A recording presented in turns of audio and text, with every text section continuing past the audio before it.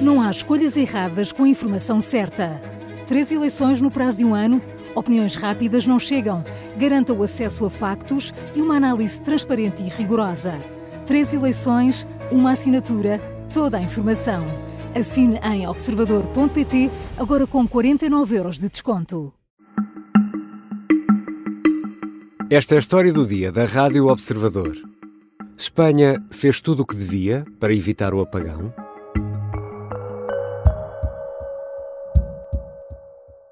Y hemos visto que 19 segundos antes también hubo una pérdida de generación, por lo tanto otra perturbación que se suma a las dos anteriores. Tenemos que ver si hay relación entre ellas, si no hay relación entre ellas. Sarah Jensen é a ministra espanhola da Transição Energética e esta segunda-feira, em entrevista à TVE, revelava que existiu uma terceira falha na rede 19 segundos antes do apagão.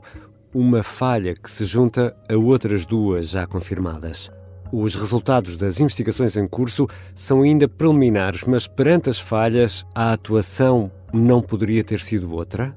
E até que ponto este apagão poderá vir a ter impacto na fatura da eletricidade? São perguntas para Ana Suspiro, grande repórter do Observador, jornalista que há muito acompanha a área da energia. Eu sou o Ricardo Conceição e esta é a história do dia, de terça-feira, 6 de maio.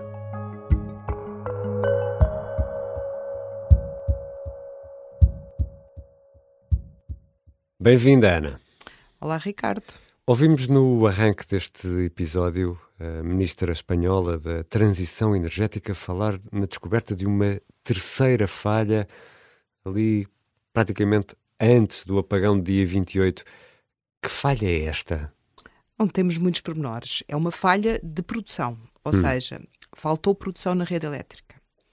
19 segundos antes do grande apagão de produção, que mais tarde se vê, aliás, quase automaticamente chegou à rede elétrica segundos, toda. Não é? Portanto... Pronto, exato. Não sabemos até que ponto isto é relevante ou não. As coisas em Espanha estão um bocadinho diferentes em Portugal, portanto tem havido muito mais informação, mas também se calhar muito mais desinformação. Ok. O problema também aconteceu do lado deles, é natural. A pressão para dizer coisas é muito grande.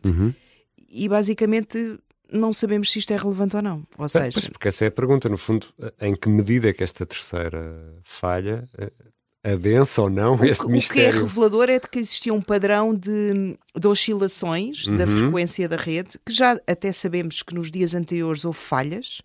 Houve uma que afetou os comboios em Madrid e outra que afetou uma refinaria da Repsol, mas o sistema conseguiu sempre neutralizar essas oscilações e elas são relativamente normais. Aquilo que parece ter sido absolutamente determinante para o que aconteceu foi, não esta falha dos 19 segundos anterior, mas o grande apagão de produção que houve, sabemos que no sul da Península Ibérica, em que várias centrais solares se desligaram, precisamente de forma automática, reagindo às tais oscilações da rede. E o buraco na produção foi de tal forma gigante que aquilo, em questão de segundos, apagou-nos a nós e apagou a Espanha. Apagou a França porque a interligação é fraquinha. Disparou o fusível. Exatamente. Olha, a explicação que me foi dada foi, é como nós em casa temos o quadro elétrico e temos vários eletrodomésticos e vamos ligando até que há um... Não ligues a máquina da roupa e da louça até que há um tempo. que liga que faz rebentar aquilo tudo.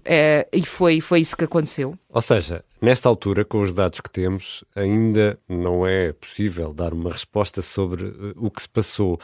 Mas as autoridades espanholas dizem que estão muito atentas, que estão a tratar. Como é que podemos prevenir uma nova ocorrência se não sabemos bem o que é que causou a doença? Em boa verdade não podemos, mas há 3 ou 4 coisas que sabemos. Também podemos olhar isto do lado espanhol, vamos olhar para o lado espanhol, porque o lado português já vamos falar do lado português. Levanta outras questões. Do lado espanhol sabemos que há uma ligação, não necessariamente causa e efeito, mas há uma ligação em relação ao tipo de energia que estás a pôr na rede. E o facto de teres muitas renováveis e pouca energia mais convencional, ditas as térmicas e o nuclear, que é uma discussão muito forte em Espanha, porque eles querem desligar as centrais, tem impacto no tal equilíbrio da frequência. Ou seja, as tais oscilações que perturbaram, que terão feito as centrais desligarem-se, quando tens muitas renováveis, elas acontecem porque as renováveis não permitem que haja muita inércia no sistema. Isto é uma questão técnica. Mas pronto, de facto, sabemos que as renováveis tiveram ou podem ter tido aqui um papel. E também sabemos que houve, a Informação Espanhola tem posto muita coisa cá fora, que houve alertas por parte da rede elétrica, documentos, no sentido de explicar ou de alertar, ok, nós estamos a alterar de forma radical o mix de produção que pomos na nossa rede. Até posso acrescentar que nós neste momento não temos 50 centrais, cá temos milhares de centrais todas a produzir e algumas também a consumir, portanto, isto é muito mais complexo. Vamos ter que investir aqui numa série de dispositivos para baterias e outro tipo de coisas para tentar equilibrar aqui estes níveis de frequência. Portanto, há duas ou três coisas que nós de facto sabemos, mas aquilo que não sabemos é o que é que causou este apagão em particular, porque este tipo de oscilações na rede existem, são normais, são geríveis e têm sido geríveis. A questão aqui é a rapidez, é a dimensão e a rapidez, é a combinação das duas coisas. As 3 falhas que já estão identificadas, que antecederam, não é? A falha dos 5 segundos, os tais 16 gigawatts, que é mais ou menos, sei lá, era quase tanto quanto Portugal estava a consumir. Aliás, é mais do que o que Portugal estava a consumir naquela altura. E quando isso desaparece, não há volta a dar. Ana, eu sei que já falámos nisto várias vezes, mas só para esclarecer este ponto, que às vezes até pode fazer um pouco de confusão, a energia que está a ser produzida é a energia que está a ser consumida porque não dá para armazenar, é isso? A rede elétrica não tem dispensa, não tem dispensa, não tens os sistemas de baterias lá agarrados, não.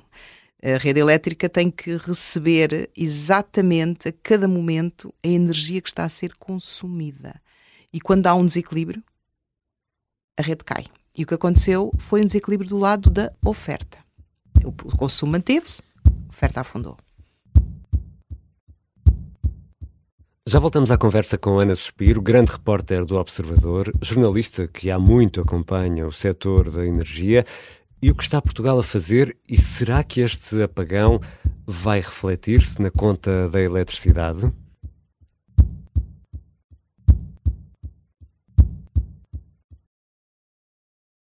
Estamos de regresso à conversa com Ana Suspiro, jornalista, especialista na área da energia.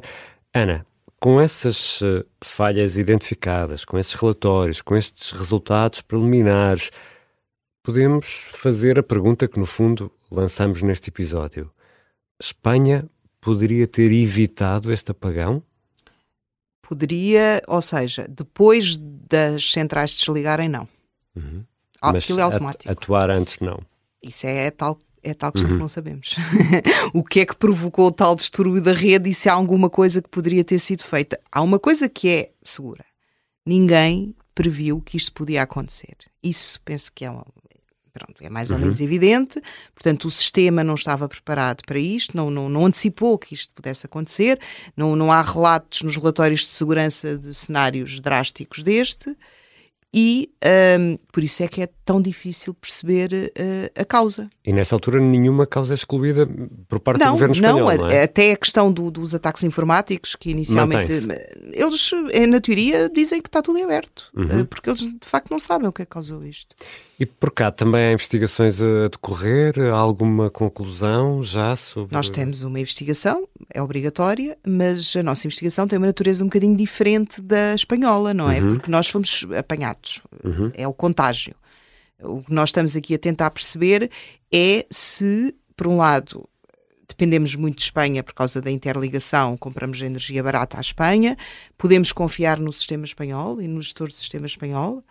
A segunda questão que podemos perceber é, mas não poderíamos ter contido isto na fronteira ou ter evitado que esta situação tivesse afetado a nossa rede? A resposta a isso eu digo já que não. Não dava. Porque foi tipo, foi no tempo que demora a carregar um botão. Portanto, ou era tudo automático, e há coisas que são automáticas a um certo nível, mas depois quando chegas à parte mais central da coisa, no centro de despacho da REN, como deves calcular, estão lá pessoas e são elas que têm que tomar as decisões e não houve tempo para nada. Porque apagou. Exatamente. Eles devem ter estado a olhar para o quadro de despacho e ter visto aquilo tudo a ficar desligado, tudo a apagar-se. E em termos práticos, hoje, no dia em que publicamos este episódio, 6 de maio de 2025, continuamos desligados de Espanha e vamos manter esta situação até quando? Nós tecnicamente estamos ligados à Espanha. Interligação desligados existe. No sentido de não estar a Não estamos a fazer trocas de energia com a Espanha. Ou seja, não estamos a importar nem a exportar. E isso vai manter-se até quando? A REN indicou que pelo menos até dia 6, portanto até hoje, que vai manter esta situação por uma questão, presumo eu, de segurança e até também de perceber o que é que aconteceu. Não sei se amanhã teremos essa resposta. Eu acho que aqui também há alguma cautela talvez para dar alguma segurança, alguma tranquilidade às pessoas e aos agentes. Não sei se isto vai ser prolongado para lá de hoje. E isto leva-nos à pergunta, porque se nós estávamos a comprar a Espanha, era porque Espanha dava energia mais barata, ou seja, estamos a pagar mais pela energia que estamos a consumir agora. Estamos a pagar mais. Aliás, se há alguma coisa que estes últimos dias provaram é que Portugal, de facto, não depende da energia espanhola porque tem energia, tem capacidade de produzir energia para abastecer a sua procura, mas do lado de lá é mais barato, até porque é um mercado muito maior, não é? Que tem outras opções que nós não temos, por exemplo, tem o nuclear. Portanto, é possível que isto se reflita na fatura? Na fatura. Vai depender muito do tempo. Ou seja, se uma semana não é relevante, não é?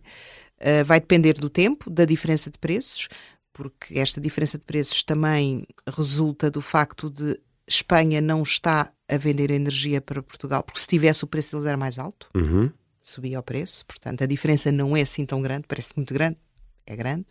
Há outras coisas que nós não vemos aqui, porque a Espanha estará a usar muitos serviços de sistema que também são caros e que também vão à fatura final, mas sim, vai depender do tempo que isto durar. E há pouco falavas da diferença entre Portugal e Espanha, da forma como tudo isto está a ser tratado, e realmente aqui há dois países e duas formas de estar a lidar com isto. Claramente. Em Espanha a questão está centrada no sistema elétrico, mas também na política energética do governo de Sánchez, nas nomeações que fez. A rede elétrica espanhola o Estado é o maior acionista, por cá a discussão foi outra, mas acho que já acabou. Também há uma decisão de fecho das centrais nucleares, que são centrais que fornecem inércia ao sistema. Portanto, quando elas fecham, o sistema fica mais vulnerável a este tipo de problema. Também está a acontecer essa discussão. Porque cá o tema é mais o que é que aconteceu aos sistemas ditos críticos por causa da falha da eletricidade, e nós se calhar não estávamos à espera de ficar sem telecomunicações, por exemplo. Eu não estava tão depressa, não é? O Ciresp, a questão do socorro, das maternidades e também da comunicação do governo, porque afinal de contas estamos em campanha eleitoral, não é? Obrigado, Ana. Obrigada eu, Ricardo.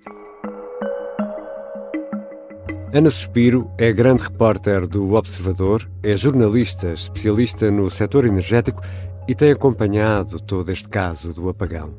Ficam ainda 3 notas que devem merecer atenção nesta terça-feira. À noite, às 21 horas, a RTP transmite o derradeiro debate destas legislativas, o debate dos partidos sem representação parlamentar. E lá fora, o novo primeiro-ministro do Canadá, Mark Carney, vai estar em Washington para uma primeira reunião com o presidente Donald Trump. A conversa será sobre tarifas. Carney acusa a administração Trump de querer destruir o Canadá e diz que a relação entre os dois vizinhos já não é o que era. Uma última nota, uma sugestão de leitura. Quem são os 133 cardeais que nesta quarta-feira se vão reunir no conclave que vai escolher o novo Papa? O Observador explica quem são, um a um, e identifica os que podem ser vistos como candidatos, eventuais candidatos a Papa. Esta foi a história do dia. A sonoplastia é da Mariana Sousa Aguiar, a música do genérico do João Ribeiro. Eu sou Ricardo Conceição. Até amanhã.